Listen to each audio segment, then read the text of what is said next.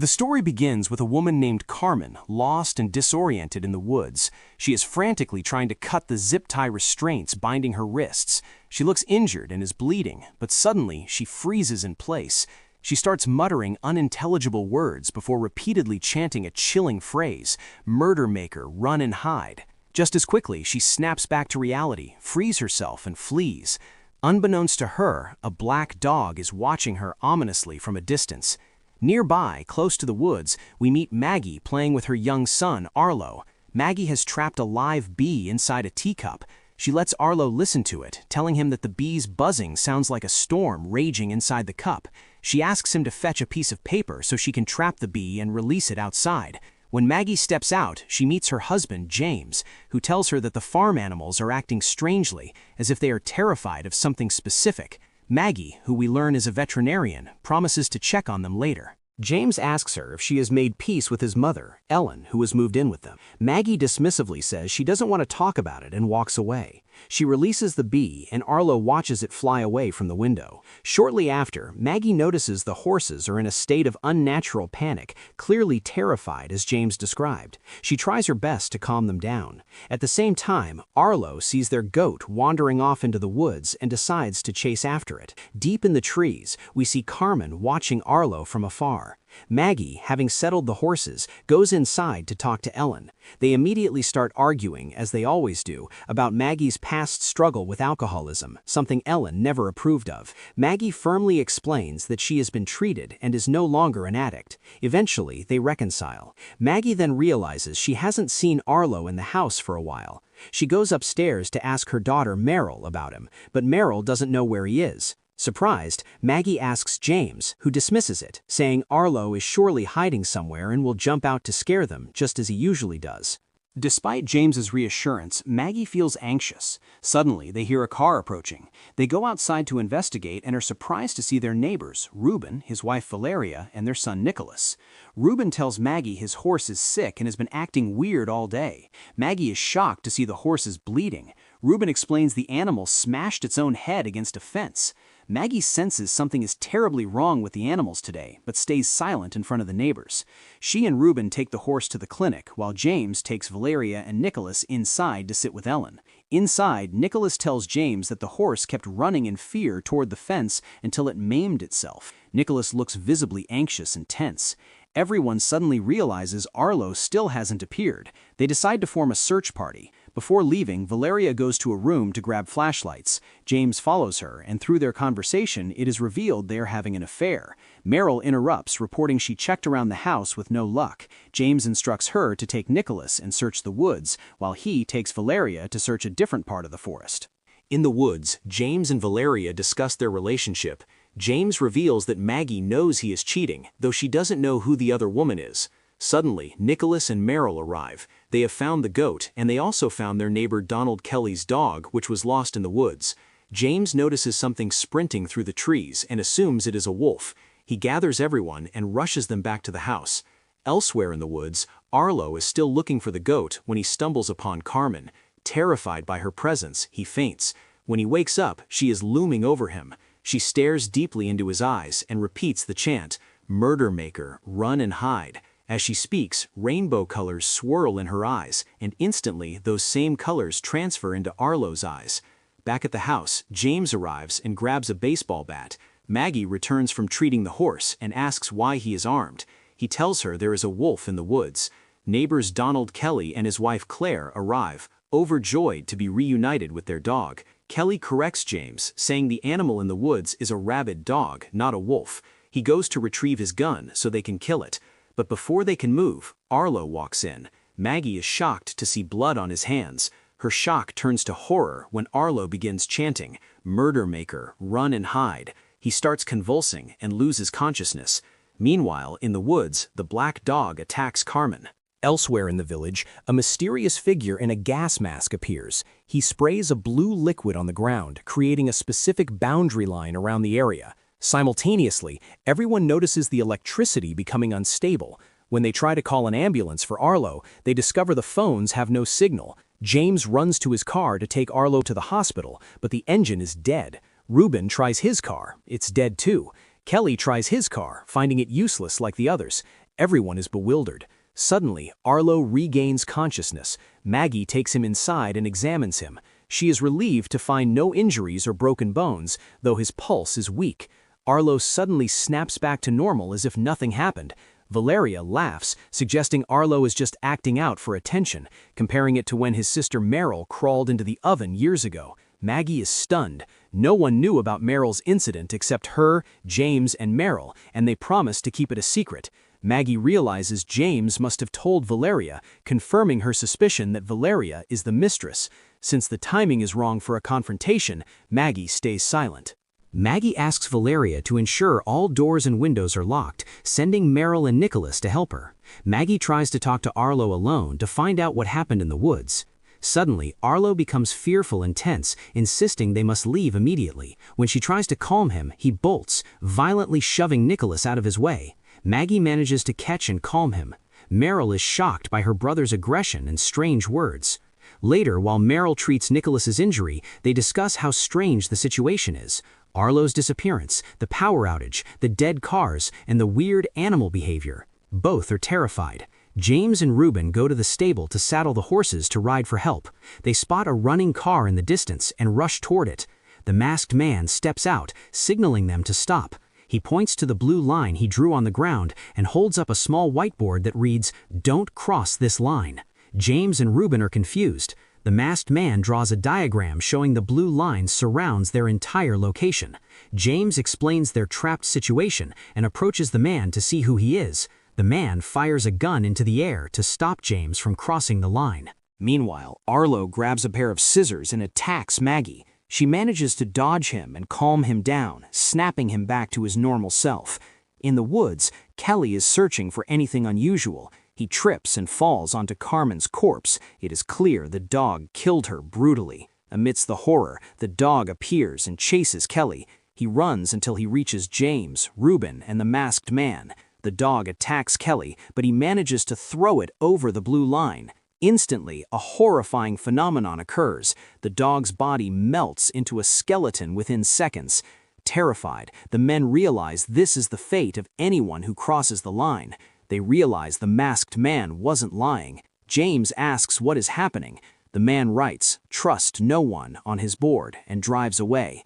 Back at the house, Claire is adamant about returning home to use her landline. Kelly, James, and Reuben arrive and see her heading for the boundary. They sprint to stop her, but it's too late. Claire crosses the line. Kelly tries to grab her, but his hand crosses the threshold and instantly melts. Claire's entire body liquefies, her insides spilling out before she freezes into a statue.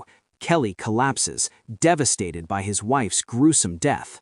Inside, Arlo places a teacup over some small balls. He tells Maggie that a man is speaking in his head, telling them they are trapped and must hide because a danger is coming to kill everyone. The next day, Kelly sits by his wife's body, heartbroken. Maggie tells Meryl to watch Arlo because she has things to do. She discusses their next move with James. James wants to check on the neighbors, fearing they might cross the line. Maggie suggests he take Reuben. James refuses, saying he is uncomfortable around him. Maggie bluntly states it's because of his affair with Valeria. James is shocked she knows. He confesses, but claims the affair is over and that he loves Maggie. Maggie only pities Reuben for being deceived. Unknown to them, Reuben is standing behind the door and hears everything, but he maintains his composure. Maggie goes to bring Kelly to the house for treatment. Once they leave, Ellen and Valeria cover Claire's body. Inside the house, Maggie treats Kelly's hand, and he tells her about the body he found in the woods. Meanwhile, James and Reuben ride out to map the blue line's perimeter and check on neighbors Carmen, her husband Edward, and son Brian. Meryl and Nicholas find Arlo learning words from a dictionary. He acts strangely, telling them he isn't Arlo, but the harbinger possessing his mind. He grabs Meryl's hand, warning that they are trapped and will die. Scared, Meryl pulls away, knocking over a cup with a rainbow drawing. The harbinger suddenly changes his tone, saying they aren't trapped. He takes a glass jar and asks Meryl to come with him. She refuses. Arlo returns to consciousness, begging Meryl to trust the harbinger, explaining the entity wants to protect them from a killer coming to end them all. Ellen and Valeria talk, and it's revealed Ellen knows about the affair. Valeria admits she is unhappy with Reuben. Suddenly, they see a car crash in the distance. A man in a bulletproof vest gets out. They run to warn him about the line, but he ignores them and crosses it safely. He tells them that as long as he stays outside, he is safe, but if he enters, he can never leave without dying. Meryl and Nicholas follow Arlo into the woods. Meryl notices Nicholas is carrying a small knife for protection and is impressed. Arlo stops at a large pit where the earth is scorched and animals lie dead. The Harbinger says he made this pit when he descended from the sky. Nicholas and Meryl are shocked to realize the Harbinger is an alien. The Harbinger finds a rock containing a rainbow-colored liquid. He collects it in his jar, calling it poison. Surprisingly, he tells them they must drink it to be able to cross the line safely. He warns that the killer is currently hunting them. Maggie goes to the woods and finds Carmen's body, shocked by the brutality. James and Reuben reach Carmen's house and split up. Reuben investigates the silo, finding dogs frozen still. He enters and the door slams shut behind him. James finds the body of a cop named Mary with a gas mask nearby, and then finds Edward's body. Anxious, he enters the house to find their son Brian murdered. He notices the basement door is open. He approaches cautiously, calling for Carmen, but is suddenly pulled into the darkness by an unknown figure. Arlo, Meryl, and Nicholas take the poison jar and head back to share it with the others. Nicholas confesses he has had a crush on Meryl since elementary school. Meryl speaks to the entity and Arlo, asking for her brother. Arlo explains the Harbinger is on a secret mission to locate the killer. Ellen and Valeria return to the house with the stranger, who introduces himself as Officer Olson. Maggie arrives and Olson says he is looking for Carmen because she was acting strangely. Maggie reveals Carmen is dead. Olson asks if anyone touched her while she was alive. Maggie mentions Kelly saw the body. Ellen adds that Arlo was in the woods and acting weird, but Maggie lies, claiming Arlo just had a concussion and is fine in the stable. Maggie remembers the masked man's warning, trust no one. In the barn, Olson realizes Maggie lied about Arlo being there. Maggie demands to know why the masked man drew the blue line. Olson claims he doesn't know much, but belongs to a group fighting supernatural events. Maggie suspects Olson killed Carmen due to the restraints she saw on the body. Realizing she knows too much, Olson attacks her, demanding she take him to Arlo. Maggie fights back, knocking him unconscious. Maggie and Valeria find a bag of kidnapping tools, including zip ties matching the marks on Carmen. Maggie tells Valeria that Olson is a liar, adding pointedly that she hates liars above all else. Valeria realizes Maggie is talking about her. She admits the affair is over and accepts Maggie's hatred. Maggie corrects her, saying she doesn't hate her, she pities her for thinking she is a good person. Olson wakes up tied to a chair. He begs for Arlo before it's too late. Maggie refuses and leaves, warning Valeria to keep the kids away. Later, Ellen tells Valeria the kids are missing. Valeria gives Ellen a gun to watch Olson while she searches. Maggie suffers a panic attack at the clinic. Kelly wakes up and helps her calm down. In the woods, the masked man appears to the kids, warning them about the line. Seeing the jar of rainbow liquid, he demands it. He crosses the line, attacks Nicholas, and the jar shatters in the struggle. Nicholas accidentally stabs the man. Meryl tries to stop the bleeding and removes his mask. Arlo recognizes him as McNabb, the man who tried to help the Harbinger when it possessed Carmen. McNabb reveals he was protecting the Harbinger from the killer, but failed, forcing the entity into Arlo. Back at the house, Olson convinces Ellen to wipe blood from his eye. When she leans in, he stares into her eyes, opens his mouth, and rainbow colors transfer into her eyes. Olson wakes up terrified and amnesic, asking for McNabb and a man named Travis. Ellen begins acting strangely. The alien entity has transferred to her. She shoots Olson, frees him, and injures herself to frame him.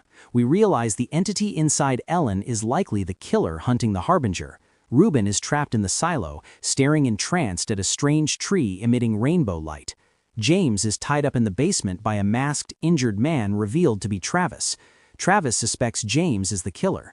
James convinces him he is human and mentions meeting McNabb. Travis reveals that he works at a bar where McNabb once spoke about an invisible trap set by the visitors, aliens living inside humans. McNabb showed his injured arm as proof. Only Travis believed him. McNabb explained the trap acts like a light that lures people in, referring to the tree Reuben is staring at. Travis investigated McNabb's home, found gas masks, and McNabb explained there are two types of visitors, good ones who blend in and bad ones who hunt them. A good visitor possessed McNabb's daughter years ago, but a bad visitor tricked her into drinking a rainbow liquid and abducted her. McNabb created a group to hunt the bad visitors. Travis explains that he and McNabb were tracking a bad visitor possessing a woman named Mary. They saw Mary's dog was trained to kill and realized a good visitor was in Carmen. They planned to drown Mary to kill the bad visitor inside her. However, the bad visitor killed Carmen's family and planted the rainbow tree in the silo to create the trap. Carmen escaped. McNabb fled the trap, leaving Travis inside. Mary, dying, transferred the bad visitor into Travis. Olsen arrived, removed his mask to hear Travis, and the entity jumped into Olsen. Travis fled. This explains how the killer moved from Mary to Travis to Olsen to Ellen. Travis, feeling guilty for failing to stop the trap, throws James a knife to free himself and then commits suicide. James escapes, hears Ruben in the silo, breaks him out, and they flee. They find Arlo, the kids, and an unconscious McNabb. At the house, Kelly buries Claire. A meteor strikes Earth, signaling more aliens are arriving. Maggie treats Ellen, unaware she is possessed. Ellen claims self-defense against Olsen. Maggie tells her to rest. Once alone, Ellen hides a knife and syringe, plotting. Valeria cleans Nicholas's hands in the stable. Nicholas explains the rainbow poison allows them to cross the line. Ruben takes him to the site of the broken jar. Maggie treats McNabb. Kelly and James inspect Olsen's body, suspecting Ellen lied. James explains the body-hopping mechanism to Kelly, realizing the killer is in Ellen and Arlo is in danger. Nicholas shows Ruben the spilled liquid. A wolf appears, drinks it, and crosses the line unharmed. They realize the liquid works, but they have none left. Nicholas finds McNabb's journal filled with alien notes. Arlo tells Maggie the Harbinger needs to find the machine to stop the invasion. McNabb wakes up, holds Maggie at gunpoint, and confirms the alien invasion. He demands Arlo help him reach the machine. Kelly attacks McNabb, who escapes. That night, Ellen goes missing. The group searches. Maggie asks Arlo if the Harbinger can transfer to her to save him. Nicholas reveals they can kill the alien by drowning the host.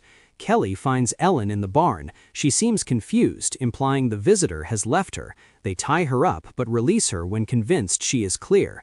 McNabb, bleeding in the woods, tries to cross the line but hesitates. He goes to Carmen's basement, takes a necklace containing rainbow liquid from Travis's body. At the house, Valeria acts strangely possessive of Nicholas. She talks to Ellen about her time with Olsen.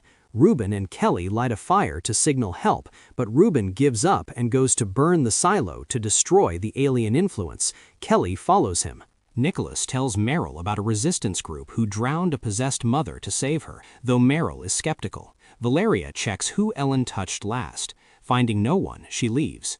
James apologizes to Maggie for the cheating. She forgives him. Ruben burns the silo, but the rainbow tree remains unharmed. Meryl finds Arlo drawing a map to the machine, a specific mountain. McNabb arrives with the necklace liquid. Valeria takes Nicholas to the blue line. She gives him the knife and syringe, claiming she knows who the alien is. Suddenly, she stares into his eyes, transferring the bad visitor into him. She wakes up confused. The possessed Nicholas pushes her across the line, and she dies instantly. McNabb says there isn't enough liquid for everyone. Ruben drinks it, retrieves a branch from the alien tree, and melts it in a jar to create more liquid. Now they have enough. Nicholas calls Meryl to the window, grabs her, and transfers the bad visitor into her. Nicholas wakes up with no memory. Meryl knocks him out. Arlo sees this and warns his parents. Meryl enters the house, hunting Arlo. Maggie confronts her. The alien threatens to kill Meryl. James and Maggie drag Meryl to the bathroom and drown her. The alien leaves Meryl but enters James. James screams for them to run. Maggie and Meryl flee. Ruben, McNabb, and Kelly find Arlo and Ellen in the barn with the liquid. They find Valeria's body. Nicholas breaks down. Arlo hides and is found by the possessed James. Maggie injects James with a sedative, grabs Arlo, and runs. James chases them. Maggie traps him in a freezer. Meryl cries for her father, but Maggie explains it's the only way to hold the alien. McNabb shares the liquid. They drink and cross the line safely. Ellen refuses to leave, staying behind with a gun. The survivors drive to the fire station. They meet a girl, Carol, and her partner, resistance members who know McNabb. Suddenly, a car hits and kills Carol and her partner. Hayden, masked, and Izzy, McNabb's friends, step out. Izzy reveals Carol was a bad visitor, and they are waking up everywhere. She asks Maggie to join the war against the invasion. Maggie stands ready, demanding answers first. And that is how the first season comes to an end. Don't forget to like the video and subscribe to the channel. See you in the next one.